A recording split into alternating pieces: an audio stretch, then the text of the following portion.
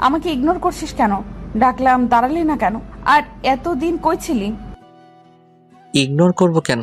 আর আমি অসুস্থ ছিলাম, তাই আসি নাই। ইগনোরই তো করছিস। আমার সাথে কথা বলিস না, ফোন বন্ধ করে রেখেছিস।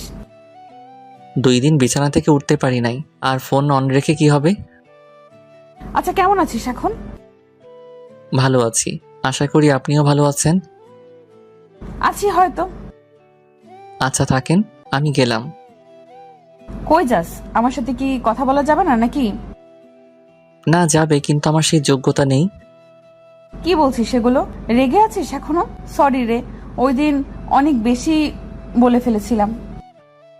না আপু, সরি বলার কিছু নেই, সত্যি কথাগুলোই বলেছিলেন। আরে না, রাগের মাথায় উল্টাপাল্টা বলে দিছি। ঠিক আছে, এখন যাই। কেন, ভালো লাগছে না কথা বলতে? না আপু, ক্লাস আছে, পরে কথা বলবো। আচ্ছা যা, আর যাওয়ার সময় আমাকে নিয়ে যাবি প্লিজ। ওকে আপু, গেলাম। টাটা। বাই। তারপর ক্লাসে চলে আসলাম। কিরে, কেমন আছিস এখন?